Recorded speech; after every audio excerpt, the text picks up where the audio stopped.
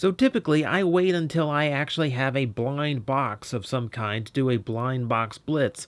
However, I do have a bunch of these Kreon bags lying around, and they've been sitting here for quite a while, sent in by some very generous friend fans. So I guess I should get around to getting them open. So this is a blind box blitz without a single box included. It's all blind bag, transformer, kre-o, micro changer, Kreons, and all such other things. Yeah, we're going to look at a bunch of these. So here we have collection 4, as it were. The micro changers, transformers, Kreons. Yeah, because this is about the only realm of kre-o that actually seemed to succeed in some point. I was just at Toys R Us yesterday, and man, the kre-o section is kind of embarrassingly small. Man, just did not work out. Cannot compete with Lego. You just can't. So yeah, the Kreons still do well enough, and these are the transformable types, which means they come with a bunch of extra parts that you're going to have to keep off to the side in order to actually transform it to and from. And they are transformations in you kind of have to use your imagination to really get that they're supposed to be those little vehicles that they generally were in G1 or wherever they came from. Okay, so collection 4. Let's see who we got here. Look on the back. We've got the big assortment list. We do have Alpha Trion. Interesting. Barrage, a deluxe Insecticon from back in the day. Brawn Breakneck, the former Wild Rider. Cyclonus Demolisher, an Armada release. Iceberg, who's an Armada Minicon. Okay, that's even weirder. Cup, Rhinox, some Beast Wars love. Rodimus, Sandstorm, and Slip Strike, because apparently Slipstream was not available. So yeah, we do have a bunch that these could be. So, yeah, I'm gonna just go ahead and get this open without really explaining anything else and see who we got inside here. Ooh, it looks like we have a Barrage. Okay, now, let's see. Yeah, I'm just gonna quickly get into these. Oh, I forgot. I need something to open these. Hang on. I always keep some kind of sharp object around just in case a package comes in. I'm not expecting it. So, an X-Acto knife will do in this case. I forgot these things come in little bags like this. Now, I will say, like, the bags themselves are, like, folded over, like, into the actual instruction manual. But, these, I remember, for a while, they had a code on the side that actually told you exactly who was in them. And I could swear I've opened up sets from Collection 4 and actually used the code to identify who I wanted out of it. But in this case, it doesn't look like the code is... the code is not specific for some reason. I don't know. But hey, we got something that I didn't already have. So that's perfect. That works out. Yeah, I'm going to quickly piece him together here in no real kind of descript order. He's got a bunch of things going on now that I look at it. Okay, so actually, give me a bit. I don't want to transform him incorrectly. Okay, good thing I cut away on that one because, wow, this guy's quite a bit more involved than I would have originally given him credit for. Alright, so let's take a close-up look just to see how Barrage came out. He is a demented-looking bug man. Bright red eyes, big snarl going on there, and quite a bit of detail in the chest tampograph. You can see some of his bug bits in there, so that's appreciated. And he has a little gun just because, hey, he's a Decepticon, he should have a gun. Now, you will notice that just like the little Lego minifigs that come in individual bags, he does have a display base, though this one is more a traditional 2x4 brick with kre-o written on the front, because of course you'd want to be loud and proud about this not being a Lego thing of any kind. Look at how much fits on his back, just to get all these fake insect legs going all over. This is a little bit oblong. You can see it's not the cleanest of fits. I tried straightening this out. It wouldn't straighten out. Wouldn't straighten out right for me. Everything just kind of fits a little bit weird on here, and try to adjust a little bit, but it doesn't really do it smoothly. So yeah, that's one of the things that kre-o just never could top Lego for. Lego has such high standards for this kind of stuff, and I don't know, the plastic not quite as solid as a Lego figure, though they've done better. Like, I remember the original Kreons were uh, pretty poor on the plastic standards. These seem to do quite a bit better. You can tell because there aren't any big stress marks going through the forearms like there were on the originals, just because the plastic couldn't handle the stress. So, and that's one of the big things about this. The one thing that these guys do have up on Lego figures, if you've never opened one of these things before, articulation. So we got the head that rotates. That's typical of any of these things. But the shoulders are ball jointed, so you have that. The wrists rotate as well, since they're just pegged in. The waist rotates, which I think is a huge step up from your typical Lego minifigure. And the hips are ball jointed. So you actually do have a lot of range of motion in these little guys. And that lets them be posable, and actually lets them be a little bit transformable, though of course you kind of have to disassemble these guys and then reassemble them in order to get into any kind of actual transformation. So let me cut away again so I can do that, and we'll see what this guy looks like in Beast. Oh well, I should also show you. There are a couple bricks left over. We will need those for Beast mode. So now, we'll see what it looks like. And back now with the Beetle mode, or what's supposed to be a Beetle mode. This is the part where you have to use your imagination at home, boys and girls, because, yeah, while he does have 6 legs and some kind of big butt-looking thing on the back, he's a little bit shaky as far as looking like a bug. It's not terrible, like especially if you're trying to work this in terms of like little Lego things. But for some strange reason, the instructions wanted these to be pointed down, but he's supposed to be a Hercules beetle, so if that's implying that's his horns, he should be pointed up. So I'm not entirely sure what they're going for. So I've taken the liberty of turning them upwards, so he has a little bit more of that beetle imagery.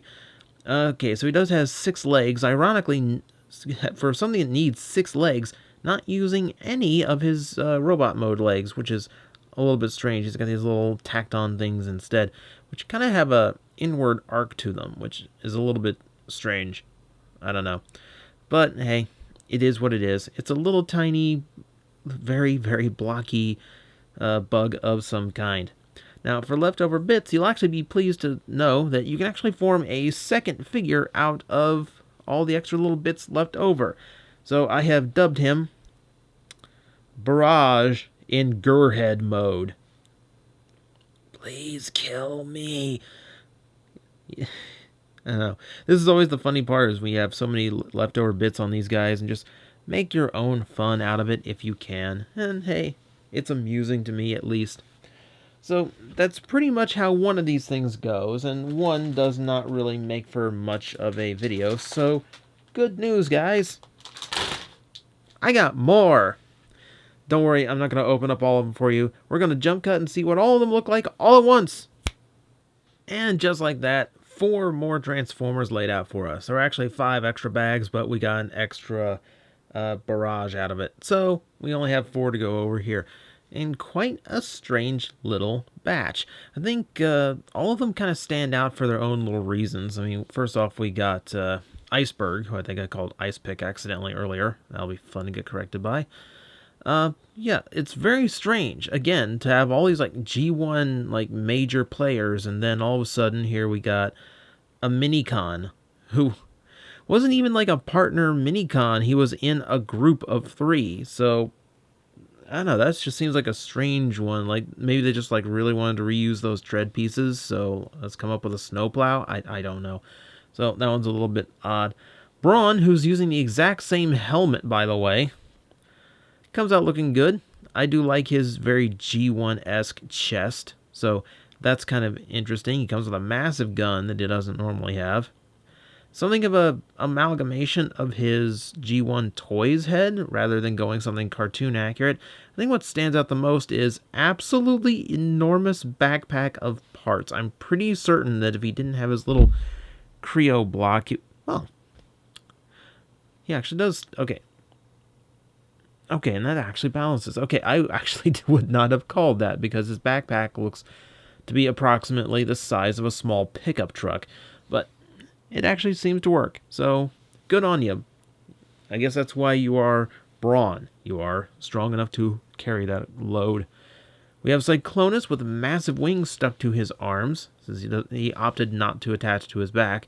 Though you could. It seems like they kind of went with a reverse Seeker thing here, where instead of the wings pinned on the back and the guns pinned on the arms, kind of went the other way. It doesn't look bad, other than Cyclonus isn't typically known for having those back guns or anything, but he doesn't look too terrible. I mean, it's Cyclonus enough, outside of the fact he's obviously using G1 Inferno's helmet, at least. I don't know, I still like Cyclonus a lot, though, so that's not a bad one to have. And then we have Breakneck, the artist formerly known as Wild Rider, and you might notice something a little bit strange on him. See, apparently the helmet does not quite fit him very well. There's some mismolding in the plastic inside the helmet, and it would take the force of Thor's hammer to knock it into place here, which I do not possess, so despite my efforts and even trying to scrape it out with the X-Acto knife, I could not get that head on there, so he's looking a little bit strange right now, which is unfortunate because he's my favorite Stunticon. He's one of the ones that grew up with me. I have that toy from childhood, and man, that's a bummer. But yeah, as they all stand, they all have pretty much the same articulation. Some have no kibble issues, no balance issues. Good on you. And then, yeah, some have parts hanging off them all over. And of course, they all have parts that they don't use in any way, shape, or form. With Cyclonus coming off the winner for only having one piece left over. And then Breakneck, who has like a small pile of bricks that have absolutely nothing to do with robot mode. So I guess we should see what they do in vehicle mode now. So another jump cut! And behold, blocky vehicle modes. It's always kind of remind me of those little, super cheap little Lego sets that I used to get as a kid, or the kind they give out for free at Lego stores now if you show up on the right day, that kind of thing. So let's start over here with the iceberg. So of course, yeah, snowplow, giant brick for a windshield and a cockpit area. This is strange. It's not a bad attempt. You can see his legs down there, giving it kind of a sweeping thing in the back, but his arms just kind of hang around and don't really accomplish a whole lot. But hey, it works. It's a big blocky vehicle. I kind of would have preferred some kind of slope to the windshield section of some kind, but hey, what it is. It's kind of the weakest of the vehicles here, I feel. Well, Cyclonus may be a contender for that too. So yeah, it's the inverted wings and the point there, of course, that cone being the one thing that was not present in the robot mode. So you can see he does kind of have that jet shape to him. However, it's also very easy to tell that he's pretty much the exact same figure. Like, you just flip him up and there he is with a dunce cap on because, of course, he's a Decepticon. He's not been good in class. But it does kind of come off a little bit cheap as a transformation goes. Now, again, credit, because the only thing missing here is, aside from his Kreon block, his helmet. So, once again, he has the most effective part usage. But literally all I did to transform him was swap the guns and wings positions and swap his helmet for a cone. And that's the jet mode. Oh no, I needed tail fins. I needed something else here. So that's a little bit on the bummer side. Here we have Brawn, who does a decent job looking like some kind of heavy truck. He gets a grill in the front as well as windshields that look a little heavy duty. And he has a little bit more of a actual shape to him. Again, not quite getting his G1 vehicle down, but he's trying for some kind of truck form. So you can assume that's kind of like he really is like this little tiny semi-truck thing. And that rear section is where you'd attach the trailer. I can kind of see it. That kind of works. You know, it's I don't know, like you'll see why here in a minute. I wish that those legs were covered up a little bit more, because it is possible to do, but he is not a bad job. He actually seems like he's doing a decent job. So that big backpack full of bricks, that actually came in handy and made him fairly decent. So, and then we look at Breakneck, the former Wild Rider, and he seems to have the best of the vehicle modes going here. He is very blocky, but you can actually get a real car's feel out of him. You can see silver for a bumper, as well as the red windshields, so he has these classic G1 style that he is supposed to be known for, and enough bricks to really convey a full shape of the vehicle and completely cover the robot, at least from the top down, and if you ignore the fact that he's holding his wheels with his arms. This is one of the weird things, is these always seem to feel like when you pretended to be a Transformer as a kid and just kind of worked yourself into some kind of shape you thought looked like a car or a truck, except these actually have little blocks and things to actually make it a little bit more feasible. So yeah, in spite of a weird mold defect in robot mode, I would say Breakneck ended up being my favorite of the batch, and I think that actually does include Barrage here, who is a little bit interesting. So those are the micro change Kreons, and they don't do too bad of a job. They are novelties, admittedly. You know, they are very inexpensive little blind bag figures who do a decent enough job of giving you something to do other than just, you know, assembling them and putting them on a base. I give them that. While they aren't quite made as solidly as a Lego minifig, they do give you something to do. So in that, they actually are fairly nice little things. However, these are not the only nice little things I have to show you, because there are these as well. So my buddy Dave up in Canada sent me these from Series 2, and this is from Series 1. These are interesting because these are what happens when Hasbro makes a whole lot of bricks and pieces and accessories for kre-o sets, and then kre-o doesn't do well, so they have to cram them all into the Transformer Kreons just to get some reusage out of the parts. So you get Transformer characters done up as samurais, pirates, soldiers, all kinds of things from all points of history where they were never meant to be. And as you can see on the back, it gets a little bit strange. So yeah, there's a few more of these, so we're going to clear these guys out as well. So let me get the X-Acto knife over here, because these don't have that convenient little slit that lets you just rip the bag open. Once again, these are completely blind, so there is no like mark on the back that I reckon. Oh no, oh no, this is already going to be really weird as my camera focus starts messing up because it knows what's coming. Oh my God, come on, camera. There we go. So yeah, bunch of purple parts here, and I know who this is. Come on, you keep forgetting to get the knife. Okay, so yeah, this is immediately going to be strange. I have been assured that these should all be different. That he felt around to make sure the parts were all a little bit different. So I know for a fact that these are going to be different characters. I hope anyway. Boom. All right, so you're looking at the, yeah, that's what I figured.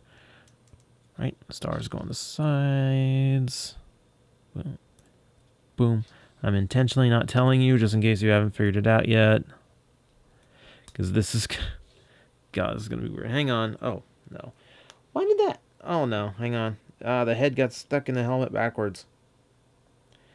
That's no bueno. Oh, come on. Come out. All right. All right. There we go. We got it. All right. So, have you figured it out by now? Big blade hand coming out. Any kind of guess for you? Oh, well. Too late now. Behold. Ninja Shockwave. Oh, come on. There we go. Ninja Shockwave. I have a Ninja Starscream over there, too, so that'll go great with that. So this is what Kreons had to do when all the other toy lines that kre-o was supposed to be for kind of fell through. We have to reuse the parts. Think of something. Anything. Shockwave as a ninja. I don't know why. Okay, so yes, this is another bizarre concept from Kreon. You have throwing stars, you have Shockwave with a sai, and instead of his gun hand, you have this big blade hand. And of course, this is actually kind of clever, getting that kind of scarf to represent like the shape of his head with that one eye sticking out. It is a bizarre concept. You can also see, kind of gets a little bit movie detail with how much is going on the chest tampon and all that. Also, we've traded the brick for something that looks more like the Lego little minifigure platform with Kre-o still molded in. It's... that is strange. It looks cool in this really weird way, but it also looks like Shockwave took up cosplaying. Alright, so once again, these are not the only ones that come calling. I do have 3 more, and once again, we will jump cut to their completion. Well, one of those turned out to be another Shockwave, so, Dave, work on your finger work, I guess. But the other 2 are just laughable enough to be worth it just to keep going. First off, I'll start over here. We have Starscream as a pirate. You can tell he's a pirate because he has a very swashbuckling hat with a feather in it, as well as a very interesting deco for his chest that kind of combines that kind of fluffy pirate captain look with his traditional seeker cockpit, which is a little bit strange to say the least. And what sells it is the massive cannon hanging off of his arm. Only one, because, you know, you wouldn't want to go overkill. I don't know why it only comes with one. That's a little bit of a strange choice, I think. I know, he's so smug about being a pirate, too. He's like, there's a Renfest going on in my town today, this weekend, so this was, this is strangely appropriate for the time. So, there's that, and again, this, oh my god, this toy line. Cowboy Optimus Prime, which Peter Cullen may very well approve of. So yeah, it is Optimus Prime as a cowboy. He has a hat with his crest on it, that little headpiece. No mouth plate. Instead, he has a bandana. He still keeps his semi smokestacks on his arms, so there is that. You have a very old western style look. Westy? I don't know what I was going for there. With saddlebags on his legs and wagon wheels. He has wagon wheels as well as smokestacks. This is no, I don't know what you turn into. What are you? He's also carrying a pistol, because why not? Alright, so these are as amusing as they always are. They don't transform or anything, but they have the same level of articulation. So again, they are an interesting novelty at best. I don't find them as appealing because they don't have that transformation ability, and frankly, yeah, it looks like they're all going to a Halloween party. But they're amusing. I will give them points for creativity under what obviously was supposed to be just a throwaway line of some kind, just for the sake of getting those parts made.